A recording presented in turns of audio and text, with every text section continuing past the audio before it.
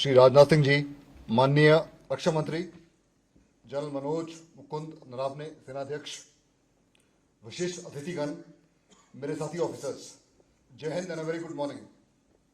आज defence services staff college के लिए एक बहुत गौरव का दिन है कि हमारे बीच भारत के माननीय रक्षा मंत्री श्री राजनाथ सिंह जी उपस्थित हैं।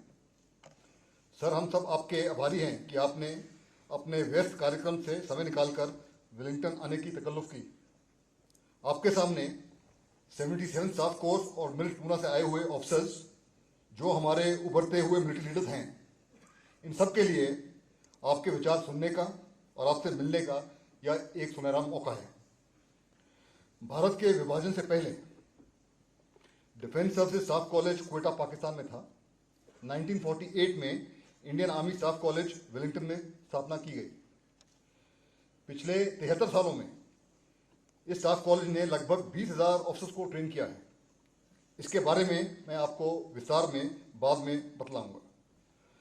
हमारी हिस्ट्री में आप चौथे रक्षा मंत्री हैं जिन्होंने डिफेंस सर्विसेज स्टाफ कॉलेज आने की पहल की। हमारे कॉलेज का मोटो है युद्धम प्रज्ञा, अंग्रेजी में इनटू वॉर विद विजडम। 21वीं शताब्दी में, जो कि एक नॉलेज सेंचुरी है, लड़ाई के मैदान में, आसमान में, समुद्र के ऊपर और भीतर उस देश की जीत होगी जो कि टेक्नोलॉजी और टैक्टिक्स को कुशलता से इन डोमेन्स के अंदर अप्लाई कर सके।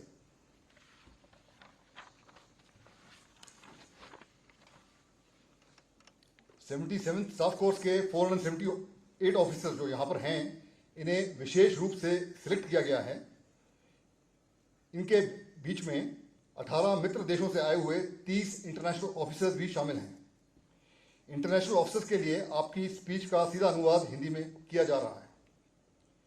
इन स्टूडेंट ऑफिसर्स में हर एक ऑफिसर एक कठिन सिलेक्शन प्रोसेस के बाद, जिसमें कि एक कॉम्पिटिटिव एंट्रेंस एग्जाम भी है, उसको पास करके यहाँ पहुँचा है। औसतन केवल हर एक बैच में सिर्फ 15% ऑफिसर्स ही ऐसे हैं जो कि इस कोर्स के लिए क्वालिफाई कर पाते हैं। इन प्रतिभाशाली ऑफिसर्स के अपार पोटेंशियल को मद्देनजर रखते हुए इन्हें यहाँ पर 10 महीने में लड़ाई के ऑपरेशनल और स्टाफ एस्पेक्ट्स पर खास सिखलाई दी जाती है। इनका मार्गदर्शन तीनों सर्विसेज से specially selected directing staff, service headquarter से आए हुए डोमेन एक्सपर्ट्स करते हैं, और हम यहाँ पर कंप्यूटर बेस्ड वॉर गेम्स का भी इस्तेमाल करते हैं। मुझे आपको ये बताते हुए खुशी हो रही है कि हमने हाल ही में स्टाफ कॉलेज के अंदर हमारी ट्रेनिंग पद्धति के अंदर काफ़ी बड़े परिवर्तन किए हैं। जैसा कि आप जानते हैं, अपने देश के इर्द गिर्द तेजी से बदलते हुए इंडो पैसिफिक रीजन में नई जियो स्ट्रेटेजिक इक्वेशंस उभर के सामने आ रही हैं, जहां पर हमारे मल्टीलैटरल एंगेजमेंट्स और इंटरेस्ट भी बढ़ रहे हैं। अलग अलग युद्ध क्षेत्रों में, जैसे कि Afghanistan, Syria, Libya, Armenia, Azerbaijan, और अपने यहाँ एलओसी और एलएसी पर से नए नए लेसन सीखने का हमें मौका मिल रहा है, जो हम अपनी टैक्टिक्स में इनकॉर्पोरेट कर रहे हैं। राष्ट्रीय सुरक्षा में भी नई नई चुनौतियां हैं, जैसे कि गैर राज्य संगठन या नॉन स्टेट एक्टर्स, आतंकवाद, जलवायु परिवर्तन से प्रकृति पर प्रभाव, महामारी की मैनेजमेंट, साइबर और स्पेस चैलेंजेस। एमओडी लेवल के ऊपर सीडीएस की नियुक्ति के बाद और डिपार्टमेंट ऑफ मिलिट्री अफेयर्स की स्थापना के बाद inter service integration, cost effective force structuring, right sizing और इंडिजिनाइजेशन एफर्ट्स को एक मेजर बूस्ट मिला है। इन सब चेंजेस को और इनके इम्पैक्ट को यहाँ पर गहराई से विश्लेषण कर हम इन स्टूडेंट्स को समझाने की कोशिश करते हैं। यहाँ पर न केवल टैक्टिकल एसओपीज, प्रोसीजर और स्टाफ वर्क पर तवज्जो है, बल्कि एनालिटिकल और क्रिटिकल थिंकिंग पर भी जोर दिया जाता है। ये सिखलाई हम तीनों सेनाओं के वॉर कॉलेज के साथ मिलकर करते हैं। हमारी पूरी कोशिश है कि हमारे ऑफिसर्स का मेंटल बैंडविड्थ एक सोचे समझे तरीके से बढ़ाया जाए और नए ऑपरेशनल कॉन्सेप्ट को ठीक से समझाया जाए। इसके अलावा पूना में चल रहे defence services technical staff course, जहाँ पर कि 140 स्टूडेंट्स हैं, उनको भी हम टैक्टिक्स और एसडी में ट्रेन करते हैं। इंटरनेशनली उज्बेकिस्तान, ईरान, काजाकिस्तान की ट्रेनिंग इंस्टीट्यूट्स और हमारी ट्रेनिंग टीम्स जो कि युगांडा में और तंजानिया में हैं, उनका प्रशिक्षण की सहायता भी हम यहाँ से करते हैं। हमारे 20,000 एलुमनाई में हमारे CDS जनरल बिपिन रावत और हमारे बीच मौजूद आज चीफ ऑफ द आर्मी साहब जनरल नरावने के अलावा 39 अतिरिक्त चीफ्स ऑफ आर्मी, नेवी और एयरफोर्स यहाँ से पास आउट हुए हैं। ये हमारे लिए एक बड़ी फख्र की बात है। हमने लगभग 1800 ऑफिसर्स, फॉरेन ऑफिसर्स को भी ट्रेन किया है, जिनमें से कई अपने देश में जाकर राष्ट्रीय अध्यक्ष भी बने हैं। वर्तमान में his excellency president of Nigeria mister Muhammadu Buhari 29 staff course के मेंबर रह चुके हैं। His excellency president of Sri Lanka mister Gotabaya Rajapaksa 39 staff course के मेंबर रह चुके हैं। इनके अलावा प्रस्तुत मालदीव्स के CDS और नाइजीरिया के चीफ ऑफ एयर स्टाफ भी इसी कॉलेज के ग्रेजुएट्स हैं। हमने स्टाफ कॉलेज के अंदर इंटरनेशनल स्टूडेंट मैनेजमेंट ऑफिस की स्थापना भी हाल ही में कर दी है, जिससे कि हम अपने पुराने इंटरनेशनल ऑफिसर्स के साथ फिर जुड़ सकें। आखिर में एक बार फिर से आपका धन्यवाद करते हुए कि आप वेलिंगटन आए, मैं आपको यकीन दिलाता हूं कि हमारे यहाँ जो मिलिट्री लीडर्स जिनको आज हम यहाँ पर ट्रेन कर रहे हैं, हमेशा भारत और भारतवासियों की खिदमत करेंगे और तिरंगे को हर लड़ाई क्षेत्र, हवाई क्षेत्र और समुद्र पर परचम रखेंगे। अब मैं आपसे निवेदन करता हूं कि आप 77 स्टाफ कोर्स के स्टूडेंट्स को एड्रेस कीजिए। Thank you.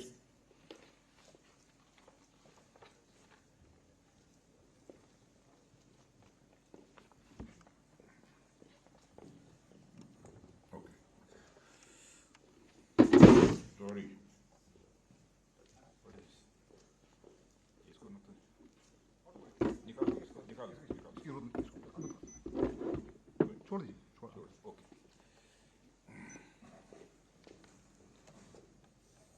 मेरे आते ही यहाँ पर डिस्टर्बेंस हो गया।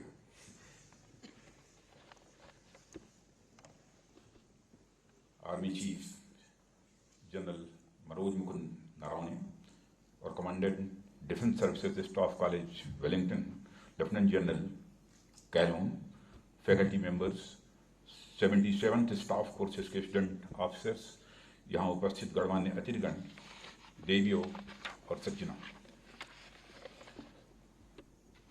मित्रों, सबसे पहले तो मैं अपना सौभाग्य मानता हूँ। जो कुछ इस स्पीच में नहीं लिखा है वो मैं बोल रहा हूँ, इसलिए हो सकता है कि ट्रांसलेशन में थोड़ी प्रॉब्लम हो, लेकिन यदि इसको ट्रांसलेट कर सकेंगे तो ज़्यादा अच्छा होगा। ये जो इंस्टीट्यूट है डिफेंस सर्विसेज को लेकर, ये इंस्टीट्यूट जो काम कर रहा है, मैंने हाईली रिप्यूटेड इंस्टीट्यूशन है हमारी इस कंट्री का। चाहे कोई कितना भी बड़ा पॉलिटिशियन क्यों ना हो अथवा कोई बहुत बड़ा ब्यूरोक्रेट क्यों ना हो, ऐसे इंस्टीट्यूशन में आना और यहाँ के स्टूडेंट ऑफिसर्स को एड्रेस करना, ये बहुत ही बड़ी सौभाग्य की बात होती है। और मैं मानता हूं कि यह मेरा सौभाग्य है कि आज आप सबसे इंटरेक्शन करने का मुझे अवसर प्राप्त हो रहा है। जो भी स्टूडेंट ऑफिसर्स यहां पर बैठे हैं, चाहे वह भारत के हों, चाहे हमारे नेबरिंग कंट्रीज के हों, फ्रेंडली कंट्रीज के स्टूडेंट ऑफिसर्स हों, मैं मानता हूं कि यह केवल प्रेजेंट भी नहीं है बल्कि फ्यूचर भी है अपनी अपनी कंट्री के। कितना हार्ड कंपटीशन होता है इस इंस्टीट्यूट में पहुंचने के लिए। अभी अभी लेफ्टिनेंट जनरल काहलून ने आपको बतलाया और आप सबको जानकारी है कि आपके हर बैच से केवल 15 की संख्या में लोग सिलेक्ट होकर इस कोर्स के लिए यहां पर पहुंचते हैं। यह कोई छोटी बात नहीं है। मैं अपनी बात प्रारंभ करूं उसके पहले इतने टैलेंटेड स्टूडेंट ऑफिसर्स को जो मैं संबोधित कर रहा हूं, तो आपको अपनी तरफ से मैं अपनी हार्दिक शुभकामनाएं भी देता हूं। मैं ये भी जानता हूं कि यहाँ जितने यंग ऑफिसर्स हैं उनका सिलेक्शन बहुत ही कठिन है और आपको सिलेक्शन के लिए बहुत ही कॉम्प्लेक्स प्रोसेस से होकर गुजरना पड़ता है, क्योंकि जो कोर्स आप कर रहे हैं इस कोर्स का एक इम्पॉर्टेंस है, इसलिए इसका कंपटीशन भी उसी लेवल का होता है और इसीलिए सभी इसको क्वालिफाई नहीं कर पाते। अनेक ऑफिसर्स के बीच आप कुछ सेलेक्ट फ्यू हैं जो यहां तक पहुंचे हैं। यदि मैं आप लोगों को जेम्स ऑफ आर्म्ड फोर्सेस कहूं तो यह कहना भी एग्जैगरेशन नहीं होगा।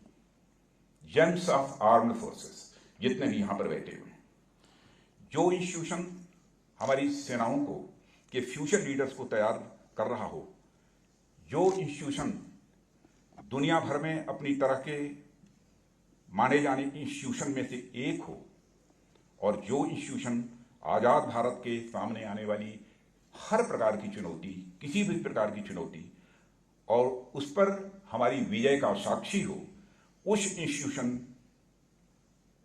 में आकर वहां के स्टूडेंट ऑफिसर को संबोधित करते हुए सचमुच मुझे बेहद खुशी हो रही है और मुझे प्रसन्न होना, खुशी होना, इसे मैं बहुत नेचुरल मानता हूं, इस स्वाभाविक में मानता हूं। साथियों, वर्तमान दौर में दुनिया किस कदर तेजी से बदल रही है उससे आप सब अच्छी तरह परिचित हैं। Military power, trade, communication, economy और पॉलिटिकल इक्वेशंस, सभी क्षेत्रों में यह बदलाव पूरी तरह से देखा जा सकता है, स्पष्ट तरीके से देखा जा सकता है। ग्लोबलाइजेशन के इस युग में दुनिया भर में हो रहे इन बदलावों से कोई राष्ट्र अछूता रह जाए, मैं समझता हूं कि आज के समय में यह किसी भी सूरत में संभव नहीं है। और इन बदलावों का प्रभाव हमारी सुरक्षा पर भी उतना ही पड़ता है जितना कि अन्य क्षेत्रों पर। जाहिर है कि हमारा देश या भारत भी उसका अपवाद नहीं है। ऐसे में इन बदलावों के अनुपात में, या मैं कहूं उससे एक कदम आगे अपनी सुरक्षा तैयारियां रखना हमारी अचीवमेंट न होकर बल्कि हमारी यह जरूरत है, हमारी यह नेसेसिटी है। समय के साथ सिक्योरिटी पैराडाइम में बदलाव होते रहते हैं, इस ग्राउंड रियलिटी को भी कोई इग्नोर नहीं कर सकता है और इन चैलेंजेस से निपटने के लिए निरंतर अपनी तैयारियां करना, मजबूत तैयारियां करना और मजबूत स्ट्रेटजी बनाना आज के समय की यह जरूरत भी है और आज के समय की यह मांग भी है। साथियों, जब से हमारा देश आजाद हुआ है, भारत के रहने वाले लोग अच्छी तरह परिचित हैं, तब से बहुत सारी विरोधी ताकतों का हमको सामना करना पड़ा है। जब से आजाद हुआ है तब से सिक्योरिटी फ्रंट पर हम चैलेंजेस को झेल रहे हैं। वे किसी न किसी माध्यम से देश के भीतर एक अनस्टेबिलिटी, अस्थिरता पैदा करने की वह बराबर कोशिश करते हैं।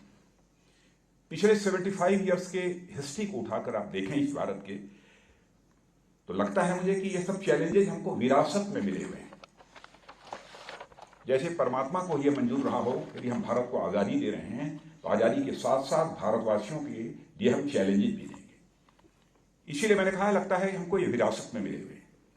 शुरुआत में ही देश की आज़ादी का जश्न अभी खत्म नहीं हुआ था, उसी जश्न में हम डूबे हुए थे कि 1948 में हमारे पड़ोसी देश के कबायलियों ने जम्मू कश्मीर पर हमला बोल दिया।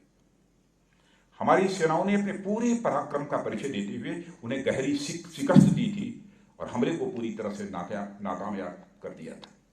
लेकिन फिर भी हमारे पड़ोसी, उस पड़ोसी का नाम मैं नहीं लेना चाहता, उस हमारे पड़ोसी के ऊपर कोई असर नहीं पड़ा और आज भी देश के भीतर अशांति पैदा करने की कोशिश उसके द्वारा की जाती है। इन कोशिशों का परिणाम यह हुआ कि देश को 65 और 71 के 2 वार का भी सामना करना पड़ा है। मैं अभिनंदन करना चाहता हूं, सैल्यूट करना चाहता हूं अपने बहादुर सेना के जवानों का, जिन्होंने कि अपने पराक्रम से हमारे उस पड़ोसी को जिसने भारत के साथ आक्रमण करने की ठानी थी उसको मजे चखाए, उसको शिकस्त दी। इन दोनों युद्धों की हार में स्वाभाविक है कि हमारे उस पड़ोसी का मनोबल गिरा है और वह भी समझ गए हैं कि भारत के साथ फ्रंट वार करना अब उनके बस की बात नहीं है। अब फ्रंट वार करना अब उनके बस की बात नहीं है, तो अब उन्होंने प्रॉक्सी वार का सहारा लेना प्रारंभ किया है। आतंकवाद अब उनकी स्टेट पॉलिसी का एक पार्ट बन गया है, अभिन्न अंग बन गया है और उसने आतंकवाद का पूरा सहारा लेना शुरू किया है और आतंकियों को हथियार देना, पैसे और ट्रेनिंग देना और भारत को निशाना बनाना, केवल यही लक्ष्य रह गया है। और देश के सामने आने वाली चुनौतियों के पैराडाइम में यह मैं एक छोटा बदलाव नहीं मानता हूं, बल्कि यह मैं मानता हूं कि बड़ा बदलाव था। पर मुझे कहते हुए खुशी है कि इन बदलावों को ध्यान में रखते हुए हमने अपनी सिक्योरिटी पॉलिसीज में भी चेंजेस किए हैं। एक नए डायनेमिज्म के साथ हमने टेररिज्म के खिलाफ अपने रवैये को प्रोएक्टिव बनाया है। विगत कुछ वर्षों से हमारे पड़ोसी के साथ सीज फायर का यह समझौता चल रहा है। अभी तक तो कोई ऐसी हरकत की जानकारी नहीं मिली है, लेकिन सीज फायर भी यदि कामयाब हो रहा है तो हमारी ताकत के कारण ही ये सीज फायर कामयाब हो रहा है। 2016 में फ्रेंड्स, क्रॉस बॉर्डर स्ट्राइक्स ने एक रिएक्शनरी माइंडसेट को प्रोएक्टिव माइंडसेट में बदल दिया था। 2019 में बालाकोट में टेररिस्ट कैंप पर हमले ने इसे और मजबूत किया है। आज भारत की सीमा पर चैलेंजेस के बावजूद आम आदमी को विश्वास है कि भारत की नेशनल सिक्योरिटी से कोई समझौता नहीं होगा।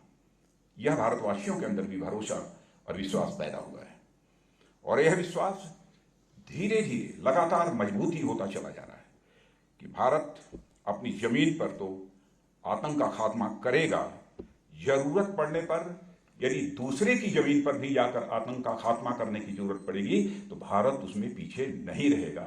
हम अपने जमीन से भी वार कर सकते हैं और जरूरत पड़ी तो उसकी जमीन पर भी हम वार कर सकते हैं। यह क्षमता भारत के अंदर पैदा हुई है। यह बदलाव भारत के जमीनी स्तर पर नेशनल सिक्योरिटी के नए युग को, न्यू एरा को डिफाइन करता है। इसी तरह नॉर्दर्न सेक्टर में भी हम देखें, पिछले साल सीमा पर स्टेटस को बदलने की एक तरफा कोशिश की गई है। यहां भी हमने अपने पुराने रिस्पांस से हटकर एक नए डायनेमिज्म के साथ अपने एडवर्सरी का सामना किया है। हमारे वीर जवानों ने जहां जरूरत पड़ी वहां संयम से काम लिया, जहां जरूरत पड़ी शौर्य का परिचय दिया और दुश्मनों के मंसूबे को एक झटके में ध्वस्त कर दिया। यहां हमारे army chief general Manoj Mukund Naravane बैठे हुए हैं। सामने बैठे हैं इसलिए प्रशंसा की बात नहीं था, मैं पहली बार में कह रहा हूं कि इनकी लीडरशिप में जिस तरीके से हमारे सेना के जवानों ने नॉर्दर्न सेक्टर पर अपनी बहादुरी का परिचय दिया है, उसकी जितनी भी सराहना की जाए वो कम है। जब कभी भी इंडो चाइना स्टैंड ऑफ चल रहा था बॉर्डर के ऊपर, जब कभी भी चर्चा होती थी, मैंने कभी भी आर्मी चीफ के अंदर उत्तेजना नहीं दी। धीरे से यदि कोई मैंने सुझाव भी दिया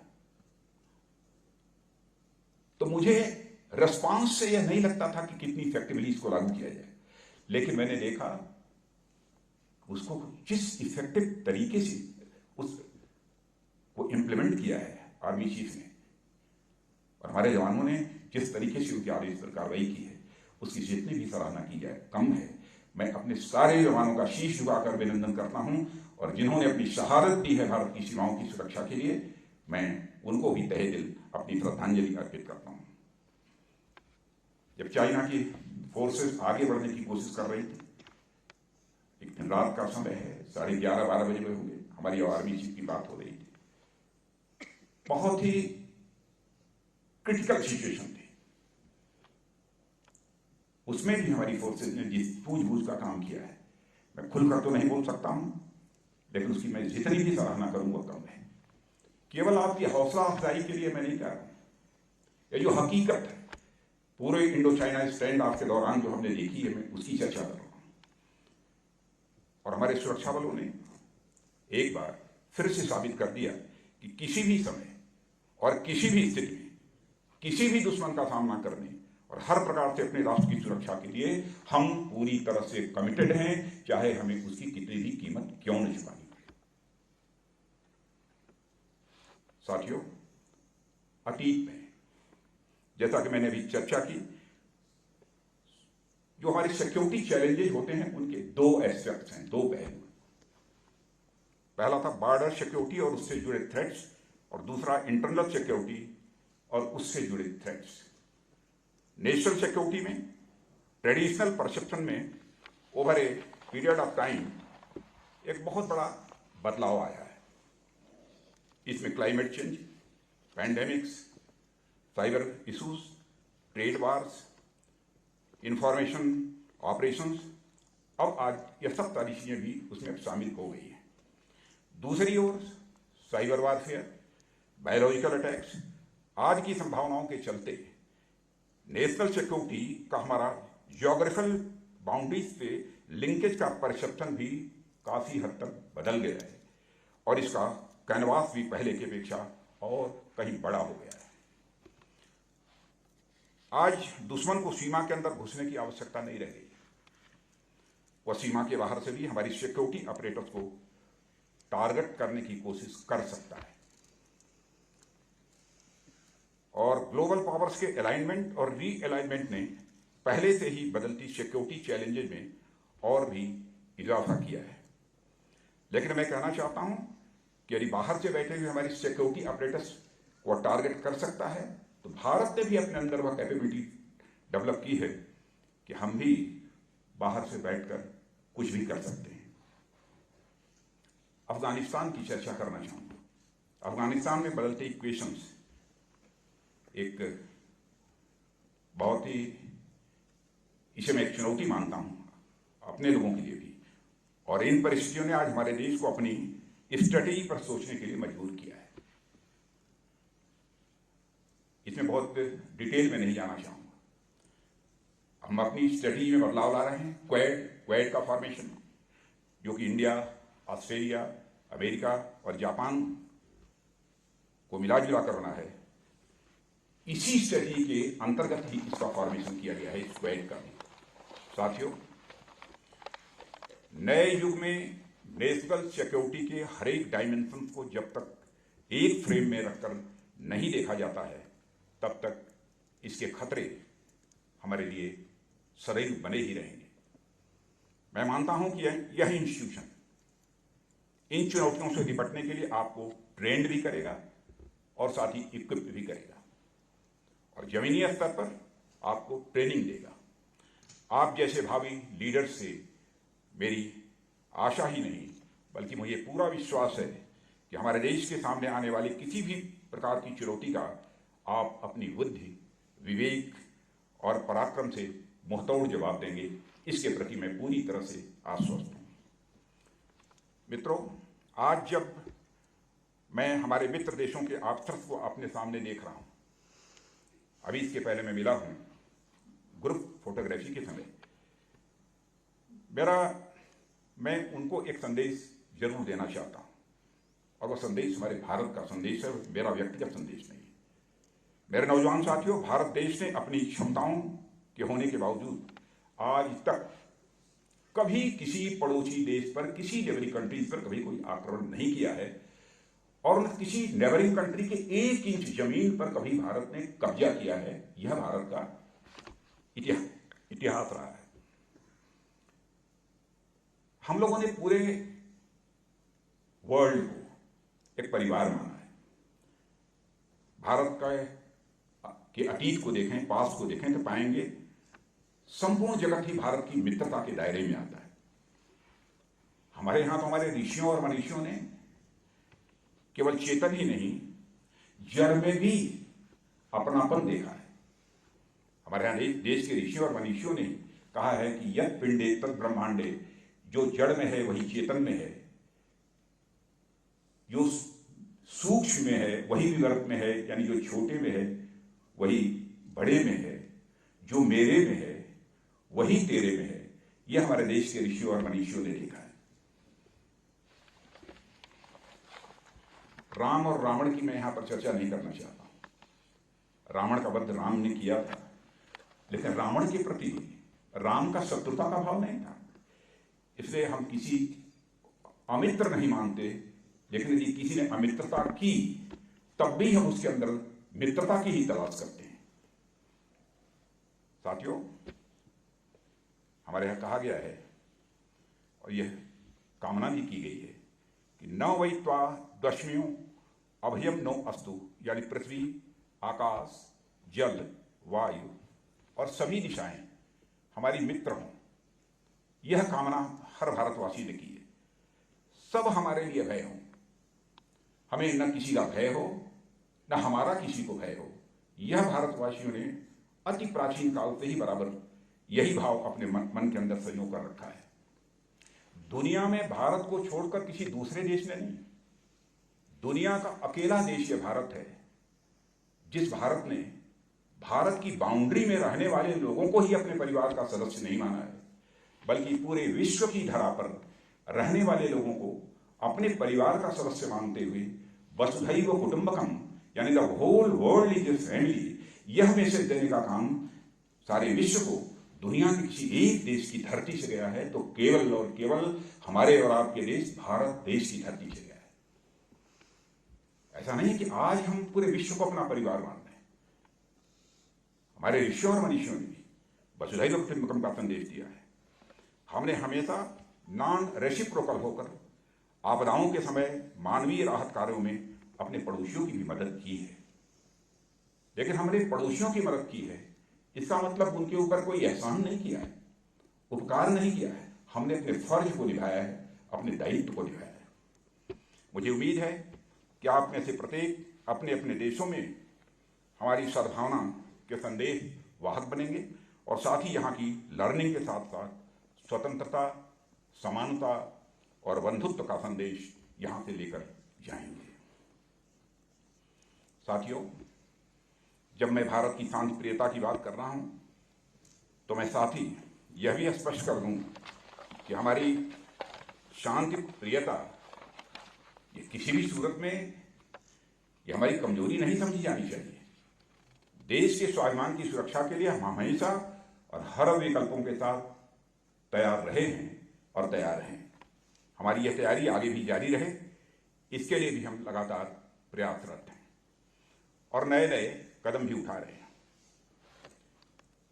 आप जानते हैं, तेजी से बदलते हुए ग्लोबल और नेशनल सिक्योरिटी पैराडाइम को देखते हुए, जिसका थोड़ा वर्णन अभी मैंने आपके सामने किया है, हमने अपनी सिक्योरिटी पॉलिसीज में न सिर्फ तात्कालिक बल्कि फ्यूचरिस्टिक रिफॉर्म्स भी किए। आज मैं आप लोगों से इस बारे में चर्चा करना चाहता हूं। मोटे तौर पर देखें तो इन रिफॉर्म्स को स्ट्रक्चरल रिफॉर्म्स, कैपेबिलिटी इन्हांसमेंट और सेल्फ रिलायंस के प्रयासों के रूप में देखा जा सकता है। पहले मैं स्ट्रक्चरल रिफॉर्म्स के संबंध में यहां पर चर्चा करना चाहूंगा। साथियों, 15 अगस्त 2019 को सीडीएस की नियुक्त करने की घोषणा के साथ यह स्पष्ट रूप से संकेत दे दिया गया कि चाहे कितने भी बड़े बड़े निर्णय क्यों न लेने पड़े, हम झिझकने वाले नहीं हैं, हम संकोच करने वाले नहीं हैं। मुझे याद है, डिफेंस मिनिस्टर की जिम्मेदारी संभालने के बाद जुलाई में मैं प्राइम मिनिस्टर के साथ बैठा हुआ था और मैं कहा, लंबे समय से सीडीएस की नियुक्ति की बात चल रही है, लेकिन आज तक हो नहीं पाया। शायद 15-20 वर्षों का समय गुजर गया। आपको आश्चर्य होगा कि हमारे प्राइम मिनिस्टर ने क्षण भर की देर नहीं लगाई और उन्होंने कहा कि राजनाथ जी, 15 अगस्त को मैं इस संबंध में घोषणा करूंगा, इसलिए कैबिनेट का प्रपोजल तैयार किया जाना चाहिए। इतना क्विक डिसीजन और लंबे समय से चलिए आ रही जो एक मांग थी, उसको हम लोगों ने पूरा किया। इसके साथ ही डिपार्टमेंट ऑफ मिलिट्री अफेयर्स के निर्माण ने भी इस प्रोसेस को और आगे बढ़ाया है। केवल सीडीएस की नियुक्ति करना अपने में पर्याप्त नहीं था। डिपार्टमेंट ऑफ मिलिट्री अफेयर्स इसका भी निर्माण किया और मित्रों, डीएमए की स्थापना ने वास्तव में अनेक उद्देश्यों को प्राप्त करने में हमारी सहायता भी की है। डीएमए ने एक बार में ही हमारी आर्म्ड फोर्सेस को सभी प्रोसेसेस में डायरेक्ट इन्वॉल्वमेंट प्रदान कर गवर्नेंस पे सीधे जोड़ दिया है। मैं फिर से इस बात को दोहराना चाहता हूं, डिपार्टमेंट ऑफ मिलिट्री अफेयर्स ने एक बार में ही हमारी आर्म्ड फोर्सेस को सभी प्रोसेसेस में डायरेक्ट इन्वॉल्वमेंट प्रदान कर गवर्नेंस से सीधे जोड़ दिया है।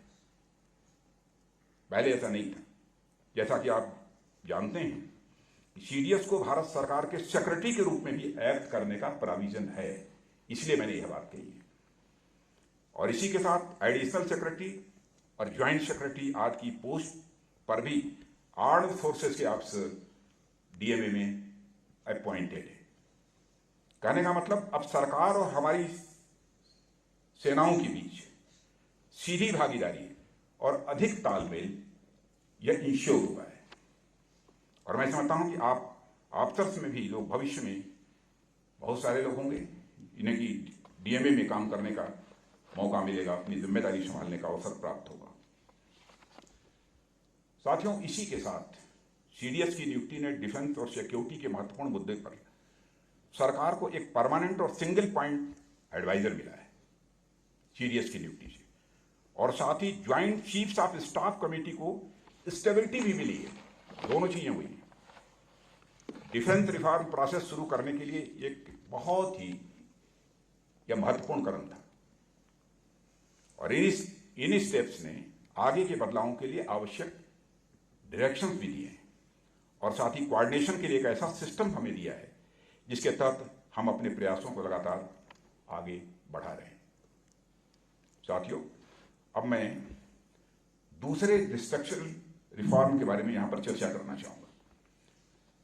वह ज्वाइंट कमांड्स के फॉर्मेशन से संबंधित है, जिस पर तेजी से प्रोग्रेस हो रही है। इन कमांड्स का कंसेप्ट और उनके इंप्लीमेंटेशन पर विचार विमर्श भी तेजी से चल रहा है, और ब्रेन स्टॉर्मिंग हो रही है। मैं तो आप सब लोगों से भी यह अनुरोध करना चाहूंगा, इस संबंध में यदि आपके कोई सुझाव तो आप अपने अफसर्स के माध्यम से डिफेंस मिनिस्ट्री को भी भेज सकते हैं। मैं समझता हूं कि उसमें काफी मदद मिलेगी इस प्रकार के कमांड बनाने में, ज्वाइंट कमांड बनाने में। साथियों, इंटीग्रेटेड थिएटर कमांड्स के गठन के साथ भारतीय सेनाओं को संयुक्त रूप से लड़ने के लिए इंटीग्रेटेड ऑपरेशनल कंसेप्ट्स और डॉक्ट्रिन्स डेवलप करने की आवश्यकता होगी। चूंकि इस इंस्टीट्यूशन में आर्म्ड फोर्सेस की सभी विंग्स के अफसर मौजूद हैं, मैं समझता हूं कि इस मुद्दे पर ब्रेन स्टॉर्मिंग करने के लिए यह इंस्टीट्यूशन एक अच्छा प्लेटफॉर्म साबित हो सकता है।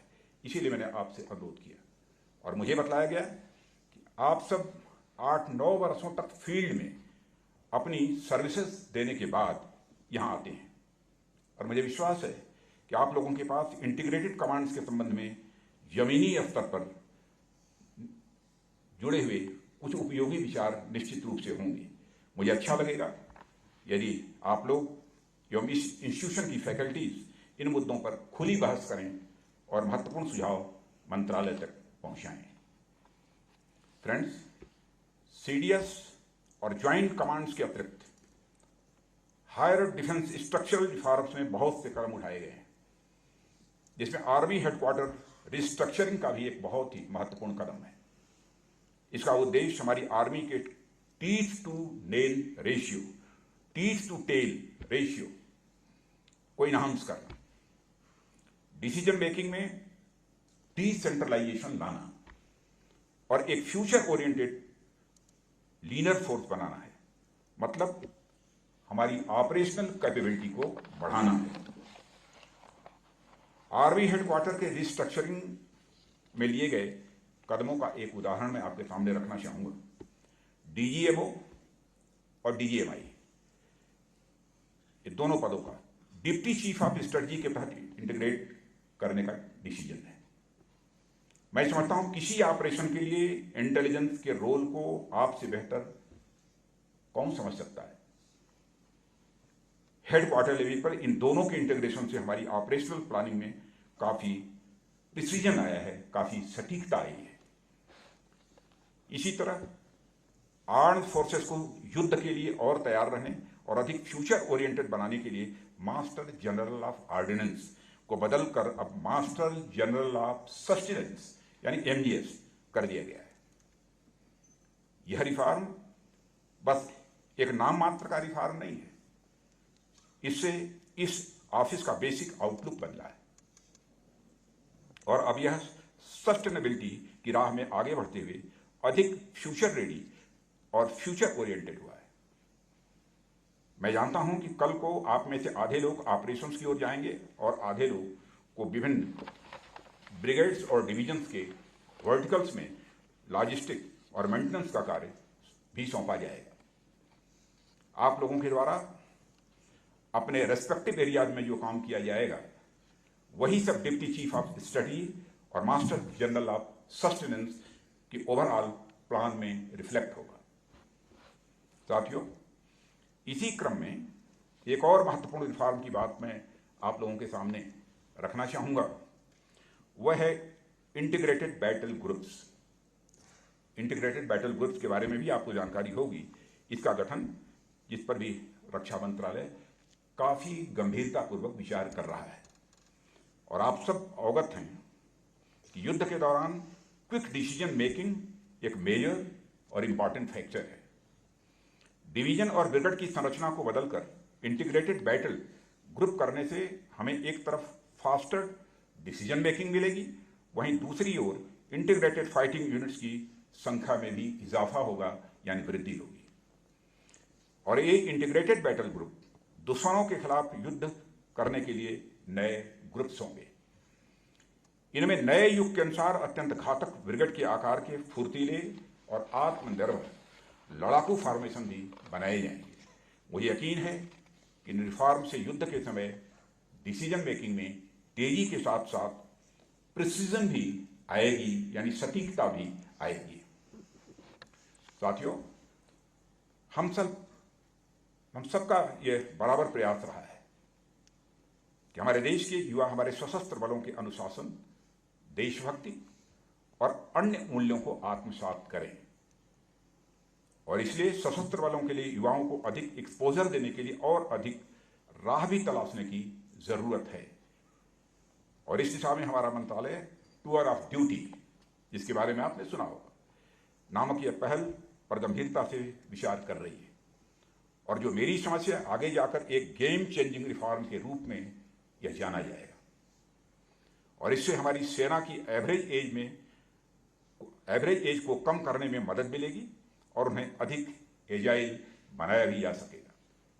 और इसके साथ ही हमारी आर्म्ड फोर्सेस के वरिष्ठ अधिकारियों की रिटायरमेंट के बाद उनके रिच एक्सपीरियंसेस और टैलेंट का उपयोग करने के विषय पर भी हमारी सरकार इस समय बहुत ही गंभीरतापूर्वक विचार कर रही है।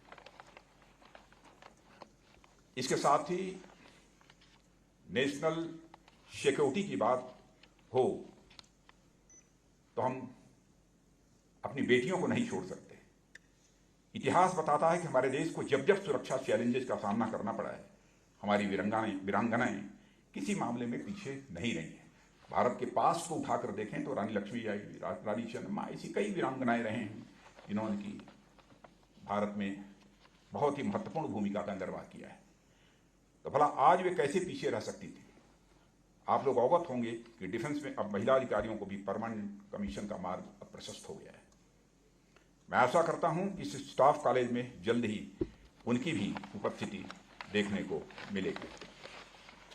साथियों, हमारी सरकार ने स्ट्रक्चरल और ऑर्गेनाइजेशनल रिफॉर्म्स को केवल आर्म्ड फोर्सेस तक ही सीमित नहीं रखा है, बल्कि हमने ऑर्डिनेंस फैक्ट्री बोर्ड को भी 7 गवर्नमेंट ओन्ड कंपनीज के रूप में कॉर्पोरेटाइज करने का भी फैसला कर लिया है और काफी हद तक इस काम को किया भी जा चुका है। डायरेक्टर्स वगैरह की नियुक्ति भी हो गई है और आपको यह जानकर खुशी होगी कि आर्म्ड फोर्सेस को सप्लाई किए जाने वाले आर्म्स एवं एम्यूनिशन के प्रोडक्शन एवं कास्ट में इसके परिणाम स्वरूप एफिशिएंसी आएगी और इससे आर्म्ड फोर्सेस की कम्बैट कैपेबिलिटी पर पॉजिटिव इम्पैक्ट भी पड़ेगा।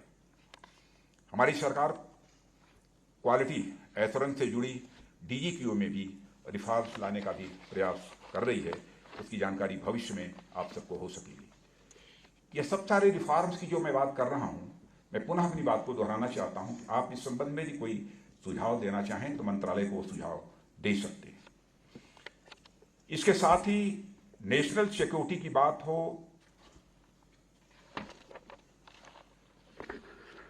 साथियों, अभी तक मैंने कुछ स्ट्रक्चरल और ऑर्गेनाइजेशनल रिफॉर्म्स के बारे में चर्चा की है। हमारे आर्म फोर्सेस का कैपेबिलिटी डेवलपमेंट और मॉडर्नाइजेशन हमारी सरकार की वन ऑफ द प्रायोरिटीज में रही है और जिसकी तरफ हमने बहुत से सारे कदम भी उठाए हैं, जो कि हमारी रिफॉर्मेटिव अप्रोच के कारण ही संभव हो पाए हैं। यही वजह है कि भारतीय वायुसेना के नेक्स्ट जनरेशन फाइटर प्लेन का 20 साल का इंतजार अब खत्म हुआ है। आज वायुसेना के पास राफेल जैसे फाइटर प्लेन्स हैं और भारत की संप्रभुता, अखंडता, सीमा सुरक्षा को लेकर किसी भी चुनौती का जवाब देने की हमारी ताकत में इजाफा हुआ है, बढ़ोतरी हुई है। इसके साथ ही रक्षा मंत्रालय भारतीय सेना के मॉडर्नाइजेशन के प्रति भी प्रोएक्टिव है।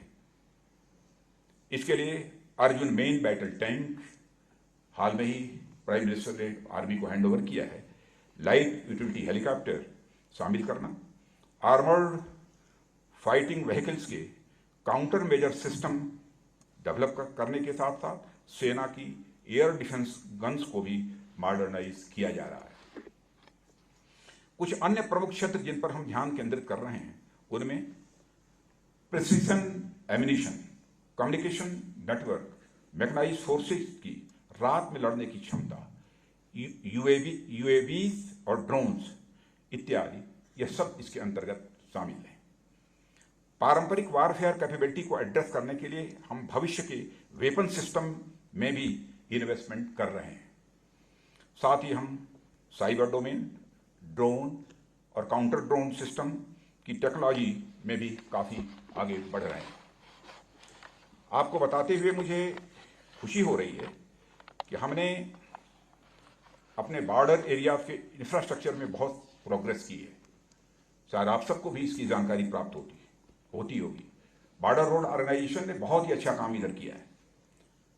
अभी अटल टनल रोहतांग जो सबसे लंबी सुरंग है, 10,000 फीट की ऊंचाई पर बनी हुई यह सुरंग है, अक्टूबर 2020 में प्रधानमंत्री ने इसका लोकार्पण किया है, राष्ट्र को समर्पित किया है और यह नॉर्दर्न बॉर्डर को हर मौसम में कनेक्टिविटी प्रदान करेगा और यह एक ऐसी उपलब्धि है जिस पर कि हम सभी को गर्व होना चाहिए। जहां तक रोड इंफ्रास्ट्रक्चर का सवाल है, उस पर भी बहुत तेजी के साथ विगत कुछ वर्षों में काम हमारी बॉर्डर रोड ऑर्गेनाइजेशन ने किया है और उसकी भी जानकारी शायद आपको प्राप्त हुई होगी। साथियों, पहली बार स्वदेशी रूप से डिजाइन किए गए पहले मॉड्यूलर ब्रिज को garden reach ship builders and engineers Kolkata, GRSC Kolkata के साथ डेवलप किया गया था। धारचूला और लीफू लेक के बीच लिंक रोड का उद्घाटन मई 2020 में किया गया था। ये केवल कुछ उदाहरण भर हैं। इसके अलावा भी कई ऐसे कार्य चल रहे हैं और आने वाले वर्षों में हम सीमावर्ती क्षेत्रों में इस महत्वपूर्ण बदलावों को स्वाभाविक रूप से देखेंगे। और भी बहुत सारे टनल्स और बड़ी बड़ी रोड्स बन रही हैं, जहाँ पर मैं सेरा टनल की भी बात करना चाहूँगा। कुछ ही समय में सब सारे काम पूरे होंगे। साथियों, अब मैं आपको रिफॉर्म्स के एक ऐसे क्षेत्र में ले जाना चाहता हूँ जिनके बारे में शायद जानने को आप भी उत्सुक होंगे, परंतु ये रिफॉर्म्स की एक दूरगामी सोच के साथ अपनी सेनाओं को अधिक शक्ति प्रदान करने के उद्देश्य से यह रिफॉर्म्स किए जा रहे हैं। ये सुधार हमारे कैपेबिलिटी डेवलपमेंट को डायरेक्टली अफेक्ट करते हैं। ये हैं हमारे रिसोर्स मोबिलाइजेशन संबंधित रिफॉर्म्स। इस दिशा में सरकार हर संभव प्रयास कर रही है और रिसोर्सेज को मोबिलाइज करने के लिए जो भी उचित कदम हैं वह सरकार के द्वारा उठाए भी जा रहे हैं। हमारी आर्म फोर्सेज की मॉडर्नाइजेशन के लिए पिछले वर्षों में बजटरी रिसोर्सेज में लगातार बढ़ोतरी की गई है।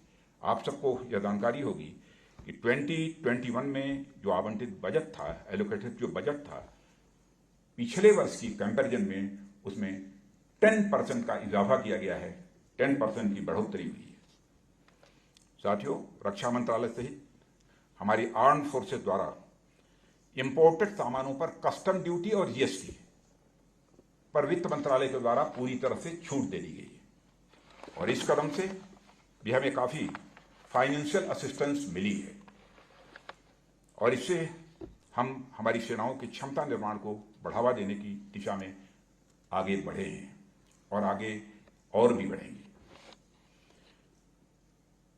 साथियों, एक बिल्कुल नए प्रयास के अंतर्गत देश में पहली बार हमारी सरकार एक non lapsable defence modernisation fund के निर्माण पर विचार कर रही है। कोई भी फैसला करते समय हम चटपट में फैसले नहीं करते, कभी आवश्यकता होती है, कोशिश ये की जाती है, थारोली उस पर जो विचार होना चाहिए, ब्रेन स्टॉर्मिंग होनी चाहिए, तब डिसीजन ले जाए। Non lapsable defence modernisation fund के निर्माण पर भी हम विचार कर रहे हैं, जिसमें रक्षा बलों के अतिरिक्त भूमि के मोनेटाइजेशन से फंड जुटाना भी शामिल है। करना, नहीं करना, करना तो किस हद तक करना, यह सब सारे प्रश्न विचाराधीन है और यह आगे हमारे फोर्सेस को उनकी कैपेबिलिटी एनहांसमेंट के लिए रिसोर्स उपलब्ध कराने में काफी सहायक होंगे, ऐसा मेरा मानना है। लेकिन अभी फाइनल डिसीजन के संबंध में कुछ नहीं हुआ है। साथियों, ये प्रश्न मैंने कुछ जो आपके सामने रखे हैं जिन संबंध में डिसीजन नहीं हुए हैं, वो इसलिए ताकि आपके भी सुझाव हमको प्राप्त हो सके। साथियों, जब हम रक्षा बलों की मॉडर्नाइजेशन और कैपेबिलिटी एनहांसमेंट की बात करते हैं, डिफेंस सेक्टर में सेल्फ रिलायंस भी एक बहुत महत्वपूर्ण यह आज की आवश्यकता है, जिस पर हम तेजी से आगे बढ़ रहे हैं। और मित्रों, मुझे कहने में जरा भी संकोच नहीं है कि हम बहुत लंबे समय तक डिफेंस इक्विपमेंट एवं प्लेटफॉर्म के इंपोर्ट पर भारत को निर्भर नहीं रख सकते हैं। वास्तव में मुझे वह समय याद है जब इंपोर्टेड होना किसी प्रोडक्ट के लिए सम्मान का एक बैज माना जाता था। इंपोर्टेड है, बड़े गर्व के साथ लोग कहते थे। अपने ही प्रोडक्ट्स के प्रति वो कॉन्फिडेंट नहीं हो पा रहे थे, इसलिए एक ऐसे भारत के खड़े होने में समय लगा जो कंज्यूमर्स के लिए ग्लोबल स्टैंडर्ड के गुड्स एंड सर्विसेज तैयार कर सके। पर आज सरकार द्वारा उठाए गए कदमों से और तो और हमारा डिफेंस जैसा क्षेत्र भी तेजी से आत्मनिर्भरता की ओर आगे बढ़ रहा है। साथियों, जब मैं डिफेंस सेक्टर में आत्मनिर्भरता की बात कर रहा हूं तो उसके कई व्यापक मायने भी हैं। किसी भी देश की प्रगति उसकी सुरक्षा से अनिवार्य रूप से जुड़ी होती है। यानी हमारा देश प्रगति करे, इसके लिए आवश्यक है कि हम हर ओर से, चारों तरफ से अपने को सुरक्षित महसूस करें। पर अगर हमारी सुरक्षा खुद दूसरे के हाथों में हो, हम बाहर से इंपोर्टेड सुरक्षा सामग्रियों पर निर्भर हों, तो ऐसी सुरक्षा पर कहीं ना कहीं सवालिया निशान स्वाभाविक रूप से लग जाता है। इसलिए हमारे लिए अनिवार्य है कि हम अपनी सुरक्षा के लिए स्वयं आगे आएं और स्वदेशी क्षमताओं के निर्माण में जितना भी अधिक से अधिक इन्वेस्ट कर सकते हों, हम इन्वेस्ट करें। साथियों, मुझे अच्छी तरह मालूम है कि डिफेंस सेक्टर में जैसे ही आत्मनिर्भरता की बात आती है, हमारा दिमाग सीधे इक्विपमेंट के स्टैंडर्ड और क्वालिटी पर पहुंच जाता है। मन में तरह तरह के सवाल भी उठने लगते हैं। जैसा स्टैंडर्ड होना चाहिए वैसा है कि नहीं, जैसी क्वालिटी होनी चाहिए वैसी क्वालिटी होगी कि नहीं, ये तरह तरह के सवाल स्वाभाविक रूप से मन में उठने प्रारंभ होते हैं। पर मैं यहां आप लोगों से एक बात कहना चाहूंगा, विदेशी कंपनियों के सामानों की जिस क्वालिटी से हम प्रभावित होते हैं, वह क्वालिटी एक दिन में नहीं बनी है। उसमें भी बड़ा समय लगा है और उन्हें अपने देश का बराबर सपोर्ट मिला है, तब जाकर उनकी आज यह स्थिति बनी है। हमारे एचएएल का उदाहरण लें। एचएएल में पहले दिन से ही तेजस का निर्माण नहीं कर लिया,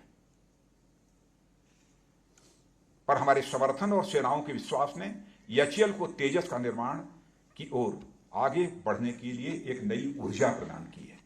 यदि हम लोगों ने सपोर्ट न किया होता तो एचएएल शायद इतना आगे न बढ़ पाता। आज स्थिति यह है कि एचएएल को हमारी सेनाओं से एक मुश्त मोर देन 50,000 करोड़ का ऑर्डर दिया गया है। यही नहीं, इस एयरक्राफ्ट के लिए हम बाहर के देश से भी इसके इंपोर्ट में अपनी रुचि दिखाई गई है। दुनिया के दूसरे देशों से भी यह मांग आ रही है कि यह हमको तेजस हमें भी चाहिए। और देश का पहला इंडियन एयरक्राफ्ट कैरियर विक्रांत भी, जिसके बारे में आप सब अच्छी तरह जानते हैं, इसी तरह का एक बहुत ही महत्वपूर्ण मिसाल है, उदाहरण है। इतना विशाल वर्ल्ड क्लास प्लेटफॉर्म आज हमारे देश में बनकर तैयार हो चुका है, यह हमारे लिए एक प्रसन्नता का विषय है। यह हमारे स्टैंडर्ड और क्वालिटी के पैमाने का भी एक बहुत बड़ा उदाहरण है। स्टैंडर्ड और क्वालिटी के पैमाने का भी एक बहुत बड़ा उदाहरण है। इसलिए मैं चाहता हूं कि आने वाले समय में स्वदेशी सामानों के प्रति आपकी भूमिका प्रोएक्टिव हो, not only active but proactive हो।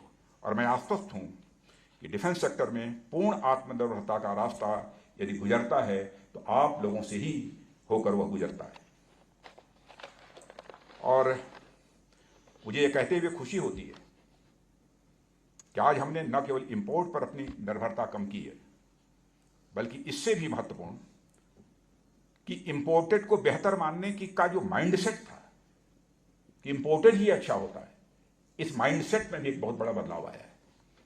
माननीय प्रधानमंत्री ने, श्री नरेंद्र मोदी जी ने आत्मनिर्भरता अभियान की शुरुआत में ही अपना व्यापक एक विजन देश के सामने रखा था।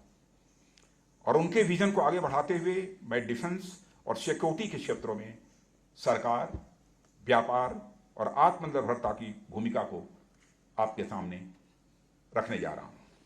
साथियों, आप पिछले कुछ वर्षों में हमारी सरकार द्वारा रक्षा क्षेत्र में आत्मनिर्भर भारत के लिए उठाए गए कदमों से अवगत होंगे। फिर भी मैं आपको कुछ प्रमुख उपायों से अवगत कराना चाहूंगा। डिफेंस मॉडर्नाइजेशन के लिए अलॉटेड फंड में डोमेस्टिक प्रोक्योरमेंट का परसेंटेज बढ़ाकर अब 64.09% कर दिया गया है। मैं समझता हूं पहले के कंपेरिजन में 10 से लेकर 12% तक का इजाफा हुआ है, पहले के कंपेरिजन में। साथ ही अगले फाइनेंशियल ईयर्स में डोमेस्टिक कैपिटल प्रोक्योरमेंट में प्राइवेट सेक्टर से डायरेक्ट प्रोक्योरमेंट का परसेंटेज 15% कर दिया गया है।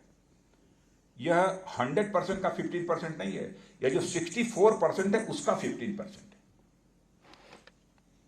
और मित्रों, रक्षा मंत्रालय ने 209 आइटम्स की पॉजिटिव इंडिजिनाइजेशन लिस्ट भी जारी की है, जिसका अर्थ है कि इन वस्तुओं की खरीद केवल और केवल डोमेस्टिक इंडस्ट्री से की जाएगी। और यह रक्षा में आत्मनिर्भरता की दिशा में मैं मानता हूं कि एक बहुत बड़ा कदम है।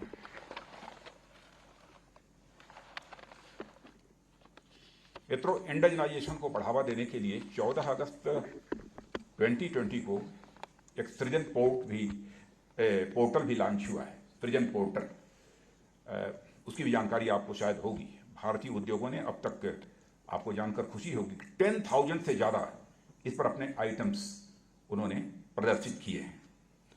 और 10,000 आइटम्स में से 2,880 आइटम्स के इंडिजिनाइजेशन के लिए जो भारतीय उद्योग हैं, इंडियन इंडस्ट्रीज हैं, उन्होंने अपना इंटरेस्ट भी दिखाया है। यह प्रसन्नता की बात है। और इंडस्ट्रियल लाइसेंसेस की आवश्यकता वाले डिफेंस प्रोडक्ट्स की सूची को रेशनलाइज किया गया है। परिणाम स्वरूप अधिकांश कंपोनेंट्स के निर्माण के लिए इंडस्ट्रियल लाइसेंस की भी आवश्यकता नहीं पड़ेगी। यह भी, इसे भी काफी हद तक सिंप्लीफाई किया गया है।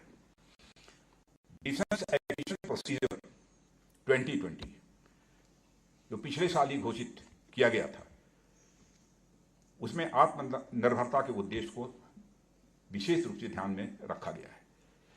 इसमें बहुत डिटेल में जाकर इसकी चर्चा नहीं करना चाहूँगा, लेकिन इसके आगे मैं कहना चाहूँगा, इसी तरह हम प्राइवेट सेक्टर को भी एक सुटेबल ग्रोथ इन्वायरमेंट प्रदान कर रहे हैं। इंडिजिनाइजेशन करना है तो स्वाभाविक है कि suitable growth environment private sector को भी हमको प्रोवाइड करना पड़ेगा। और इसके अनुसार हमने स्ट्रेटेजिक पार्टनरशिप मॉडल के माध्यम से फाइटर प्लेन्स, हेलीकॉप्टर्स, टैंक और सबमरीन सहित मेगा डिफेंस प्रोग्राम के निर्माण के भी नए अवसर खोले हैं, जो आने वाले वर्षों में हमारे निजी कंपनियों को, यानी प्राइवेट कंपनीज को भी ग्लोबल जायंट्स बनने में मदद करेंगे। और मुझे बताते हुए खुशी हो रही है कि इसी स्ट्रेटेजिक पार्टनरशिप मॉडल के तहत 40,000 करोड़ की लागत से 6 सबमरीन्स बनाने का आरएफपी भी जारी कर दिया गया है। साथियों, मैं समझता हूं कि हम इस बात को स्वीकार करेंगे कि निजी क्षेत्र में डिफेंस रिसर्च और डेवलपमेंट को स्थापित करने में समय लगेगा, और इस प्रक्रिया को आगे बढ़ावा देने के लिए हमने डीआरडीओ के माध्यम से free of cost transfer of technology के भी अवसर अब खोल दिए हैं, और यह डिफेंस टेक्नोलॉजी सेक्टर में आत्मनिर्भरता की दिशा में एक बहुत बड़ा कदम है। और आपको जानकर खुशी होगी कि अभी आज के कुछ ही दिन पहले मैं और army chief general Naravane Nagpur गए थे हम लोग, और एक प्राइवेट इंडस्ट्री ने हैंड ग्रेनेड तैयार किया है, और वह हैंड ग्रेनेड भारत को 3,400 पर हैंड ग्रेनेड की कीमत हमको देनी पड़ रही है, लेकिन वह एक्सपोर्ट कर रहे हैं तो मोर देन 7,400 रुपी पर हैंड ग्रेनेड, और अच्छी क्वालिटी का हैंड ग्रेनेड उन्होंने दिया है। तो प्राइवेट सेक्टर को प्रोत्साहित किया जाएगा तो स्वाभाविक रूप से वो सारे प्रोडक्ट्स भी जो तैयार करेंगे वो भी हाई क्वालिटी के होंगे, और उसमें काफ़ी हद तक जो है प्रिसीजन भी होगा। आप सबको इस बात की भी जानकारी होगी, इन सब सारी चीज़ों के अलावा उत्तर प्रदेश और तमिलनाडु में सरकार वाला 2 डिफेंस इंडस्ट्रियल कॉरिडोर भी खोले गए हैं, जिनमें कि इन्वेस्टमेंट का सिलसिला जारी है, और कहीं पर 2,000 करोड़, कहीं पर 3,000 करोड़ का भी अभी तक इन्वेस्टमेंट हुआ है, लेकिन यह इन्वेस्टमेंट और आगे कैसे बढ़ सके इस दृष्टि से हम लोग कोशिश कर रहे हैं। और यह कॉरिडोर हमारे रक्षा उद्योग के लिए ग्रोथ ड्राइवर्स के रूप में कार्य करेंगे, ऐसा मेरा विश्वास है। साथियों, आज की तेजी से भागती हुई दुनिया में मैन्युफैक्चरिंग तभी कामयाब हो सकता है जब हम इनोवेशन और एंटरप्राइज के बीच एक सिनर्जेटिक रिलेशनशिप स्थापित करने में कामयाब हो। रक्षा में इनोवेशन और टेक्नोलॉजी डेवलपमेंट को बढ़ावा देने के लिए इनोवेशन और डिफेंस एक्सलेंस, जिसे आईडेक्स कहते हैं, की शुरुआत की गई थी, जिसका उद्देश्य डिफेंस और एरोस्पेस सेक्टर में इनोवेशन और टेक्नोलॉजी डेवलपमेंट के लिए एक इकोसिस्टम का निर्माण करना था। और इसके तहत मिनिस्ट्री ऑफ डिफेंस 500 से अधिक स्टार्टअप्स को इंगेज करके डिफेंस इक्विपमेंट के निर्माण में इनोवेशन का एक्सटेंसिव यूज कर रही है। हमने आर्म्ड फोर्सेस के ऑफिसर्स एवं अदर रैंक्स के अनुभव का लाभ उठाने के लिए आईडेक्स फॉर फौजी इस स्कीम को भी लॉन्च किया है, शायद इसकी भी जानकारी आप सबको होगी।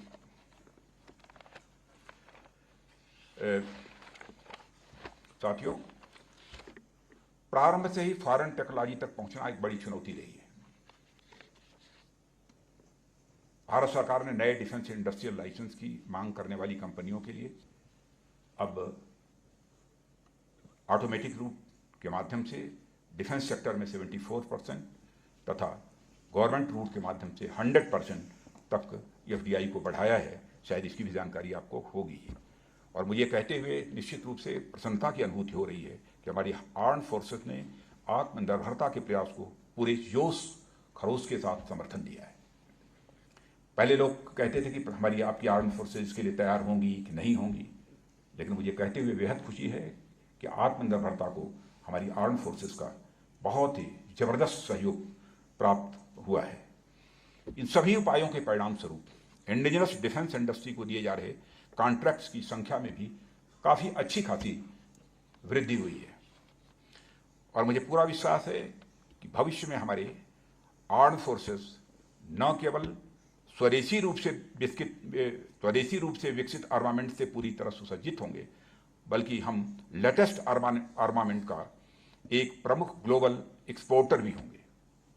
और मित्रों, रक्षा के क्षेत्र में आत्मनिर्भरता हासिल करना यह एक यात्रा है, यह हमारी मंजिल नहीं है। फिर से अपनी बात को दोहराना चाहूँगा, डिफेंस सेक्टर में आत्मनिर्भरता हासिल करना यह हमारी एक यात्रा है, यह हमारी मंजिल नहीं है, हमारा यह अंतिम लक्ष्य नहीं है।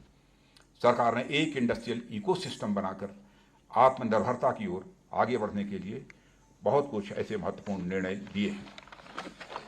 इससे हमारे डिफेंस सेक्टर में कॉम्पिटिटिवनेस बढ़ेगी। स्वाभाविक है कि हमारी क्वालिटी और टेक्नोलॉजी में भी काफ़ी हद तक सुधार होगा, उसमें भी इजाफा होगा। साथियों, आज जब मैं आप लोगों से हमारी नेशनल सिक्योरिटी और उसके बदलते डायमेंशंस, हमारी प्रिपेरेडनेस, खासकर डिफेंस सेक्टर में आत्मनिर्भरता की बात कर रहा हूं, तो मेरे मन में आपको लेकर कई उम्मीदें भी हैं। मैं समझता हूं कि कोई भी सरकार, कोई भी और कितने भी सुधार क्यों न कर ले, वह बिना आप लोगों के प्रोएक्टिव इन्वॉल्वमेंट के संभव नहीं हो सकता, सफल नहीं हो सकता।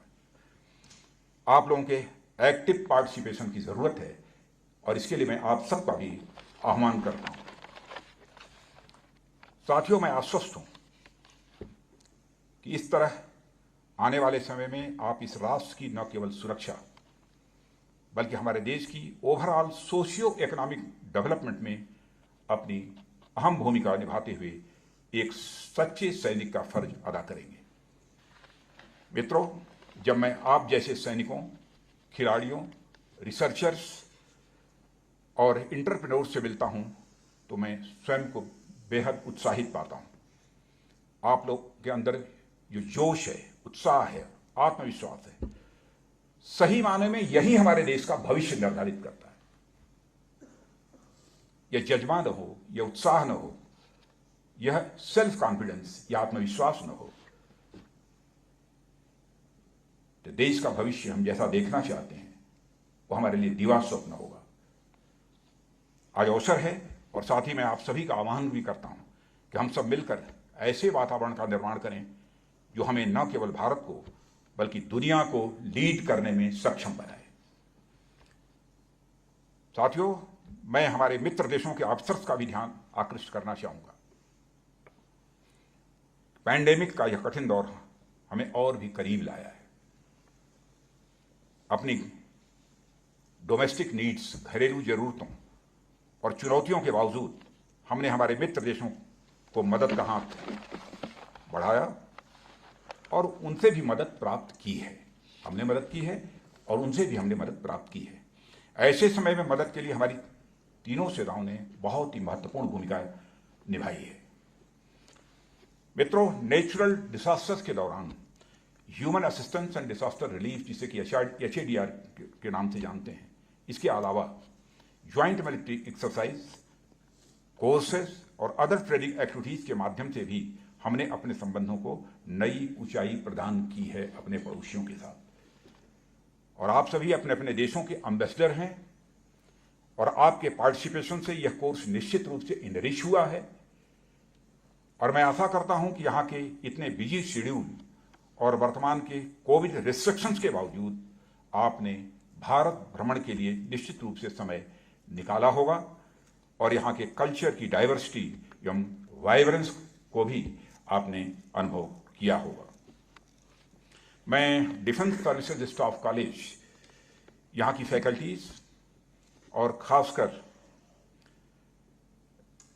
इस कोर्स के ऑफिसर्स को अपनी ओर से हार्दिक शुभकामनाएं देता हूं और इस इंस्टीट्यूशन में आपको जो ट्रेनिंग दी जा रही है, मुझे विश्वास है कि वो आपके कैरियर को हाइट्स पर ले जाने में तो मदद करेगी ही।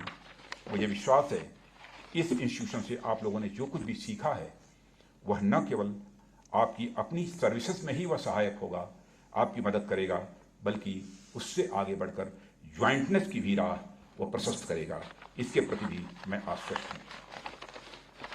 साथियों, आपका यहाँ का यह अनुभव सेना के लिए तो महत्वपूर्ण होगा ही, ऐसा मैं मानता हूँ। साथ ही देश सुरक्षा और रक्षा की जिस भी परिस्थिति का सामना करेगा उसमें भी आपका यह अनुभव महत्वपूर्ण भूमिका का निर्वाह करेगा। भारत देश की रक्षा में आपका योगदान बढ़ चढ़ कर रहेगा ही और आप कठिन से कठिन परिस्थितियों पर भी विजय प्राप्त करें, यही मेरी आप सबको हार्दिक शुभकामना है।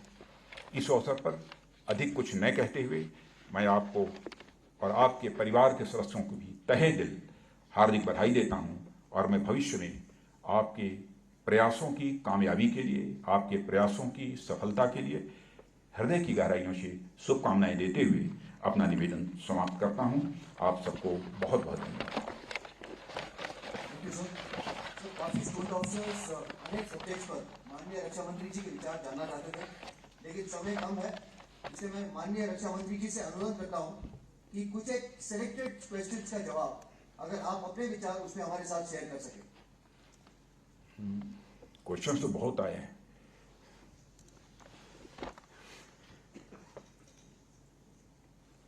मित्रों, आपने क्वेश्चंस भेजे थे, ये सच है। और लेकिन क्वेश्चन की वैरायटी जो मैंने देखी है, सचमुच मुझे बेहद खुशी हुई है क्वेश्चन की वैरायटी देखकर। और कुछ चीज़ों पर तो मैंने अपनी स्पीच में चर्चा कर दी है, लेकिन कुछ बातें जो आपने पूछी हैं वो मैं अपनी तरफ से बतलाने की कोशिश करूंगा। एक क्वेश्चन पूछा है विंग कमांडर यम अर्जुन, यहाँ पर खड़े हैं विंग कमांडर यम अर्जुन जी, कहाँ पर हैं? विंग, या गुड। आपका क्वेश्चन है कि rapid advent of niche technologies ranging from biotechnology to artificial intelligence pose multi domain and complex challenges for Indian national security. Do we have a road map for mitigating such challenges and be future ready? मैं समझता हूं कि जब इस प्रकार के student officers को मैं संबोधित करने जा रहा था तो मुझे उम्मीद थी कि इस प्रकार के क्वेश्चन उनके द्वारा तो पूछे जाएंगे ही, लेकिन आर्टिफिशियल इंटेलिजेंस की दृष्टि से हम लोग क्या काम कर रहे हैं, थोड़ी बहुत जानकारी तो आप सबको जरूर होगी ही। और लेकिन मैं एक जानकारी और देना चाहता हूं कि मेरी चेयरमैनशिप में एक डिफेंस आर्टिफिशियल इंटेलिजेंस काउंसिल का भी गठन किया गया है, और इस काउंसिल का मुख्य उद्देश्य आर्टिफिशियल इंटेलिजेंस के उपयोग के साथ न्यू टेक्नोलॉजी के डेवलपमेंट के लिए एक इकोसिस्टम प्रदान करने की दिशा में काम करना, यह भी इस काउंसिल का एक उद्देश्य है। इसी तरह साइबर के बारे में, यह भी एक बहुत ही, साइबर का फील्ड बहुत ही इंपॉर्टेंट फील्ड है। और आप देखिए कि आज हमारे पास तीनों सेनाओं के साइबर संबंधित मुद्दों और उनके कोऑर्डिनेशन के लिए डिफेंस साइबर एजेंसी भी है। और साइबर संबंधित चैलेंजेस से निपटने के लिए राष्ट्रीय स्तर पर जो प्रयास इस समय चल रहे हैं, उसके साथ साथ रक्षा क्षेत्र के प्रयासों को कोऑर्डिनेट करने के लिए एक एम्पावर्ड कमेटी बनाई गई है और एक गवर्निंग काउंसिल का भी गठन किया गया है। यानी इस क्षेत्र में हमारी गवर्नमेंट बहुत ही सिंसियरली जो भी मैक्सिमम एफर्ट्स किए जा सकते हैं वो करने की कोशिश कर रही है। दूसरा एक प्रश्न जो मुझे अच्छा लगा, स्क्वाड्रन लीडर अमित खत्री ने पूछा है। एक खत्री जी कहाँ हैं? अमित जी दाहिने, या थैंक यू खत्री। आपका प्रश्न है कि with the recent announcement of production of 83 LCA aircraft into the Indian inventory, are we planning to go for 100% indigenous production? Looking at the present geopolitical scenario, what is the MOD's take on having participation from the foreign firms in support of the Make in India program? Is not it better to have a mixed bag to support Indian Air Force inventory till the time our indigenous ecosystem is ready to take on defense production entirely? प्रश्न बहुत ही अच्छा है, लेकिन आपने देखा होगा कि अभी तो राफेल का इंडक्शन तो भी हुआ है, इससे हमारी एयरफोर्स की कैपेबिलिटी में भी काफ़ी इजाफा हुआ है। और जो आपने बात कही है, बात तो सही है, लेकिन कहीं ना कहीं से तो इंडिजनाइजेशन का सिलसिला प्रारंभ करना ही था, क्योंकि हम दुनिया के दूसरे देशों पर लंबे समय तक निर्भर नहीं रह सकते। और वैसे भी ये कहाँ तक हो गया कि 83 LCA के ऑर्डर के बाद अब फॉरेन टाइप बिल्कुल बंद हो गया है। फॉरेन टाइप तो आज भी हो रहे हैं। 83 LCA का ऑर्डर हमारी इंडिजिनस इंडस्ट्री को महत्वपूर्ण बढ़ावा देगा और ये हाई टेक्नोलॉजी एरोस्पेस मैन्युफैक्चरिंग में ग्रोथ लाएगा, और विशेष रूप से हमारी जो MSMEs हैं के लिए बहुत ही बड़ा लाभकारी सिद्ध होगा। इससे जॉब अपॉर्चुनिटीज भी हमारे देश में बढ़ेंगी। और भारतीय उद्योग अब एक ऐसे स्टेज पर पहुंच रहा है जहां हम कुछ स्पेसिफिक हाई एंड टेक्नोलॉजी को छोड़कर सभी में अब आत्मनिर्भर हैं। और इंडियन एयरफोर्स में राफेल का इंडक्शन जो हम लोगों ने किया है उसकी जानकारी आप सबको है ही। साथ ही कई ऐसे इक्विपमेंट और प्लेटफॉर्म्स हैं जिनकी आवश्यकता हमारी आर्म फोर्सेस को है और वे देश में उपलब्ध नहीं है, तो हम उसे फॉरेन ओईएम से खरीद रहे हैं। और फॉरेन ओईएम को यह भी कहा है, कुछ हम खरीद भी रहे हैं, अब कुछ उनसे यह भी आग्रह कर रहे हैं कि आप भारत में आकर बनाइए, उसे भी हम मानेंगे कि वो मेक इन इंडिया है, हमारे देश में आकर वो मैन्युफैक्चर करें ओईएम्स। ये हमारी कोशिश है जिससे देश को मॉडर्न टेक्नोलॉजी का एक्सेस मिले और आर्म फोर्सेस के कैपेबिलिटी इन्हांसमेंट और मॉडर्नाइजेशन में भी इसके परिणाम स्वरूप कोई कमी नहीं रहेगी, ऐसा मेरा विश्वास है। और डिफेंस टेक्नोलॉजी और मैन्युफैक्चरिंग में आत्मनिर्भरता यह हमारी डिफेंस मिनिस्ट्री का एक प्रमुख उद्देश्य है। और इसके साथ ही सरकार ने हमेशा से फॉरेन ओईएम्स के साथ कोलैबोरेशन करने के लिए अपनी पॉलिसीज और प्रोसीजर्स में मौजूद मल्टीपल एवेन्यूज के जरिए जुड़ने का सदैव स्वागत किया है और आज भी हम उसका स्वागत कर रहे हैं, आज उसको रोका नहीं है। जैसा कि आप देखें कि स्ट्रेटेजिक पार्टनरशिप की शुरुआत by category global manufacture in India, defence acquisition procedure 2020 में डिफेंस ऑफसेट्स ऑटोमेटिक रूट आज के माध्यम से डिफेंस सेक्टर में 74% की एफडीआई की जो वृद्धि की गई है, ऐसे ही कदम हैं जो ग्लोबल प्लेयर्स के साथ हमारे कोलैबोरेशन के लिए ही उठाए गए हैं। अभी तो ओईएम्स को हमने या फॉरेन प्लेयर्स को, ग्लोबल प्लेयर्स को हमने रोका नहीं है। एक क्वेश्चन विंग कमांडर विनम्रता शर्मा जी कहाँ हैं? हाँ, या शर्मा जी, अच्छा प्रश्न है आपका भी। Will the private companies, startups and the initiatives like IDEX get recognition at par with government units like HAL in the defense production? Is the MOD planning to give big contracts related to defense production to private firms? अब मैं तो आपको स्पष्ट किया था मैंने अपनी speech में भी, और आईडेक्स अब डिफेंस एक्विजिशन प्रोसीजर के तहत एक प्रोक्योरमेंट एवेन्यू के रूप में कार्य करता है और इस श्रेणी के तहत फाइनल प्रोडक्ट की खरीद को बाय इंडियन आईडीडीएम कैटेगरी के तहत प्रोसेस किया जाएगा। और हमने इसी फाइनेंशियल ईयर यानी 2021-2022 के लिए आईडेक्स के माध्यम से होने वाली डोमेस्टिक प्रोक्योरमेंट के लिए पूरे 1000 करोड़ रुपये निर्धारित किए हैं। और मैं आपको बताना चाहता हूं कि डीआईडीओ के हमारे साइंटिस्ट की मीटिंग थी, उसमें मैंने कहा कि अभी डायट के जो पूना में है वहाँ के स्टूडेंट्स को एड्रेस कर रहा, तो वहाँ मैंने कहा कि इसको हम और बढ़ाना चाहते हैं और भी आगे बढ़ाएंगे 1000 करोड़ रुपये से अधिक। और इसके अलावा मंत्रालय ने डिफेंस और एरोस्पेस सेक्टर में 300 से अधिक स्टार्टअप्स और इनोवेशन को बढ़ावा देने के लिए अगले 5 वर्षों के लिए 500 करोड़ रुपये की बजट की मंजूरी दी है। और मैं मानता हूँ कि जिस प्रकार की हम प्रोग्रेस चाहते हैं, जिस प्रकार की अचीवमेंट्स की हमारी अपेक्षा है, यह अमाउंट कम है, लेकिन हम इसको आगे बढ़ाने में भी बिल्कुल संकोच नहीं करेंगे। जहां तक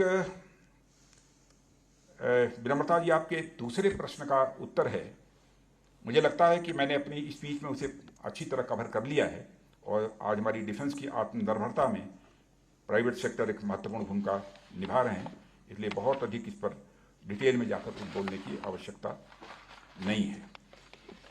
एक क्वेश्चन जो चौथा मुझे मिला था, ये अश्विनी बुरा जी का है, कमांडोर अश्विनी बुरा जी, अच्छा बिल्कुल बैठिए, थैंक यू वेरी मच, बहुत अच्छा प्रश्न है। पूछा है अश्विनी जी ने, with India's first indigenous aircraft carrier Vikrant successfully completing its trial, is there any plan for the next aircraft carrier and will that also be an indigenous production? इसका जवाब हाँ में। आर्मी, नेवी और एयरफोर्स की कैपेसिटी और capability enhancement सरकार का एक बहुत ही महत्वपूर्ण लक्ष्य है और इस ओर हम बढ़ रहे हैं। और आईएसी विक्रांत उसी दिशा में उठाया गया कि बहुत ही गवर्नमेंट का एक हिस्टोरिकल स्टेप है। अंडर वाटर कैपेबिलिटीज और ओवर वाटर वारफेयर के सही कॉम्बिनेशन मैं समझता हूं कि एक मैट्रिक्स है और किसी भी प्लान के पहले इसकी बड़ी विस्तृत स्टडी की जाती है। इसलिए दूसरे आईएसी के बारे में अगर कोई निर्णय लिया जाता है तो वह सभी ऑप्शंस को उचित समय पर परखने के बाद ही लिया जाएगा। परंतु इतना जरूर है कि यदि निर्णय लिया गया तो दूसरा आईएसी भी वह इंडिजिनस ही होगा, इतना मैं विश्वास के साथ कह सकता हूं, इसमें कहीं कोई शक नहीं है। प्रश्न बहुत सारे हैं।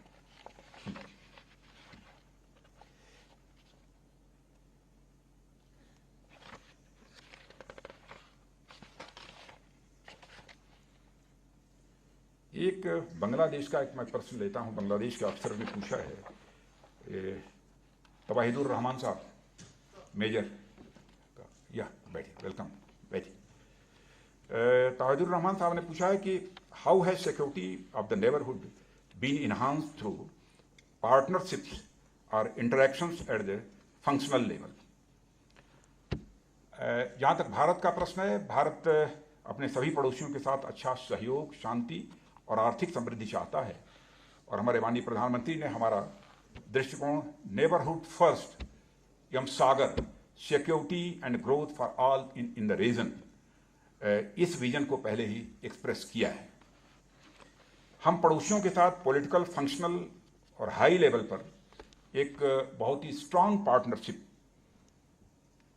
चाहते हैं, और इसने पीस, ट्रैंक्विलिटी और अवैध गतिविधियों और आतंकवाद के खिलाफ निगरानी को भी जो हमारी एक्टिविटीज होनी चाहिए इन सबको चेक करने के लिए, उसमें भी काफ़ी मदद की है। मैं, चूंकि प्रश्न ऐसा है कि मैं सभी देशों के बारे में कुछ बातें कहना चाहूँगा। पहले मैं बांग्लादेश के बारे में संक्षेप में बात करूँगा।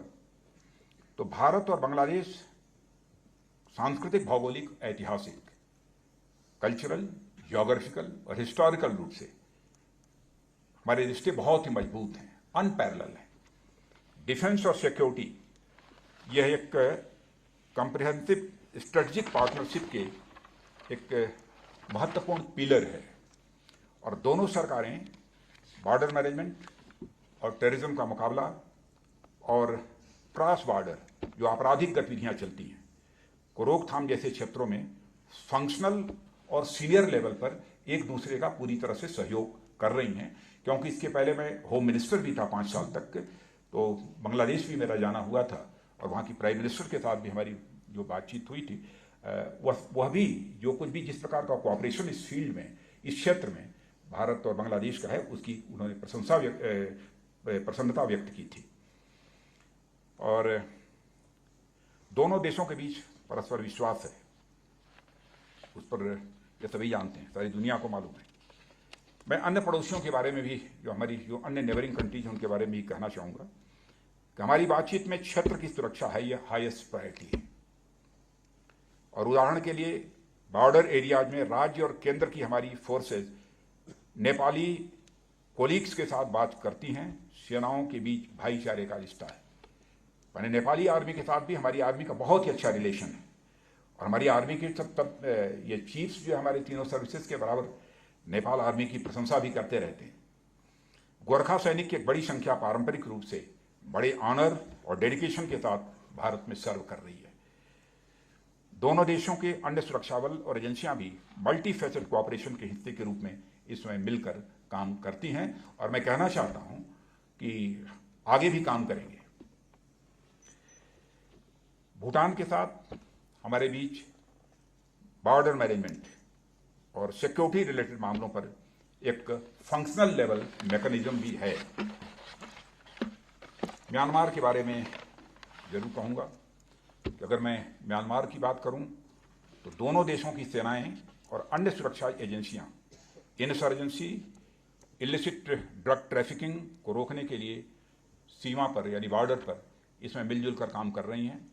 क्योंकि होम मिनिस्टर जब था मैं, उस समय ही मैंने देखा कि जो कोऑपरेशन हमको म्यांमार गवर्नमेंट का मिलना चाहिए, वो म्यांमार का गवर्नमेंट का कोऑपरेशन हमको मिल रहा था।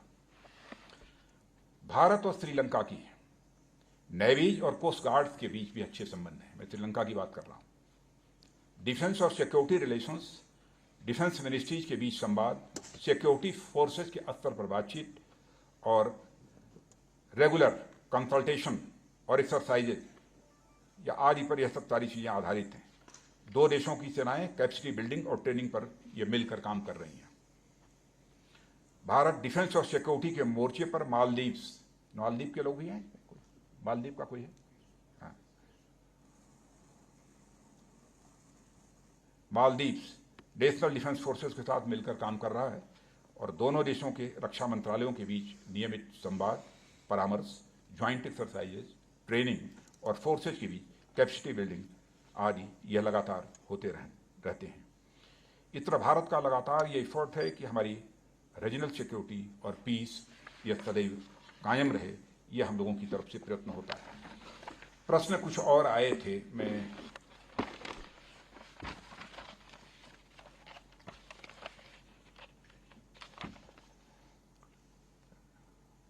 स्क्वाड्रन लीडर मेहताब सोन जी कहाँ हैं? आपका भी प्रश्न है। तो पॉजिटिव इंडिजिनाइजेशन लिस्ट के बारे में आपने पूछा है, तो कुछ चीजें तो क्लैरिफाई कर दी है। इनकी जरूरत हो तो मैं बोलूं इस पर। बोलिए मेहताब साहब। Thank you. काफी चीजें आ गई हैं हमारी स्पीच में भी। और एक कमांडोर जयंत राव जी हैं, डिफेंस बजट के बारे में पूछा है। Our defence budget with respect to the GDP है steadily reduced by approximately 0.4% every year.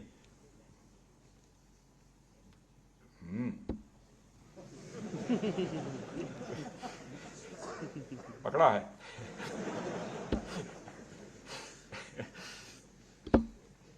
देखूंगा इसे, अब आगे नहीं बोलूंगा।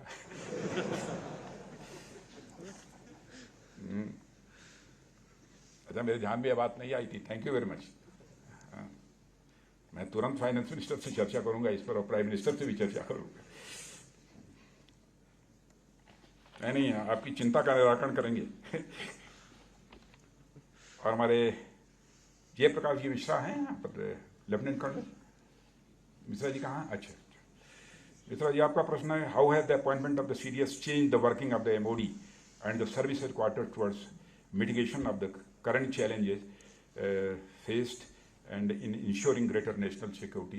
ये आपका प्रश्न अच्छा है, लेकिन बहुत सारी चीज़ें बतला चुका हूँ कि सीडीएस के क्रिएशन से ज्वाइंटनेस, इंटीग्रेशन और साथ ही साथ ट्रांसफॉर्मेशन को बढ़ावा मिलेगा। अभी तो इनिशियल स्टेज में है, अब आगे देखते जाइए। डीएमए बनने से क्या लाभ हुआ है, अपनी स्पीच में ही उसकी मैंने आपके सामने चर्चा की है।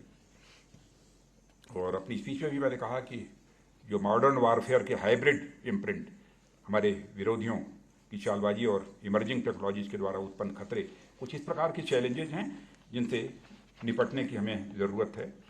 और इसके लिए हम अपनी स्ट्रक्चर्स एंड सिस्टम्स को डेवलप करने की प्रोसेस से गुजर रहे हैं। और सीडीएस की नियुक्ति के बाद कई इनिशिएटिव्स किए जा रहे हैं जो हमारी फाइट के तरीके और हमारी कैपेबिलिटी को डेवलप करने के तरीकों को बदलेंगे। और इसका समग्र प्रभाव धीरे धीरे आगे दिखाई देगा। और इसलिए हमने मॉडर्नाइजेशन के लिए पर्याप्त हेड रूम के साथ ट्रांसफॉर्मेशन के लिए भी समय सीमा निर्धारित की है। अभिनव भारद्वाज जी कल मिले भी थे डिनर के समय। हाँ Abhinav ji, the creation of the DMA has been considered landmark reform within the sphere of conduct. Thank you very much. Decision making in the MOD, in your opinion what have been the key take away since it has been established? कुछ की चर्चा तो मैंने कर दी है, speech में उल्लेख किया है अपने कि डीएमए के गठन से आर्म्ड फोर्सेस कर्मियों को रक्षा मंत्रालय में कार्य करना अलाउ होगा तथा इससे मंत्रालय स्तर पर सिविल मिलिट्री कोऑर्डिनेशन भी काफ़ी हद तक बढ़ेगा। इंटीग्रेशन की बात भी मैंने कही है। ऑप्टिमाइजेशन ऑफ रिसोर्सेज, इसमें भी हमको, मैं समझता हूँ रिसोर्स ऑप्टिमाइजेशन से भविष्य में नए ऑपरेशनल एसेट्स या संस्थाओं के निर्माण एवं कार्यों की बचत होगी। एक और भी प्रश्न है, अर्धेंदु कुमार जी, मेजर अर्धेंदु कुमार। हाँ अर्धेंदु जी बैठिए। आपने कहा है कि what are the significant success of the Atmanirbhar policy as it applies to the MOD? In your opinion what are the major challenges in the future implementation? थोड़ा सा मेजर चैलेंजेस फ्यूचर के क्या हैं उसकी भी चर्चा आपने अपने स्पीच में कर दी है, इसलिए बहुत आप तो जानते ही हैं कि अभी तक पहले की कंपैरिजन में थोड़ा सा हम लोगों का भी एक्सपोर्ट अब बढ़ा है, और अब हम टॉप 20 में आ गए हैं, उनमें से हैं एक्सपोर्टर के नाते। तो और भी एक दो प्रश्न हैं, लेकिन लगभग बहुत सारी बातें हमारी स्पीच में आ गई हैं, इसलिए ज़्यादा कुछ न कहते हुए मैं पुनः आप सबको अपनी शुभकामनाएं देते हुए, और बहुत ही धैर्य से आप सबने मेरी बात सुनी है। लेकिन मैं जानता हूं कि चाहे जैसा भी बोला जाए, हमारी आर्मी, एयरफोर्स और नेवी ऐसी है, इतने डिसिप्लिन फोर्स है कि वो तो धैर्य से सुनते ही हैं। फिर भी आप सबको बहुत बहुत धन्यवाद। नमस्कार।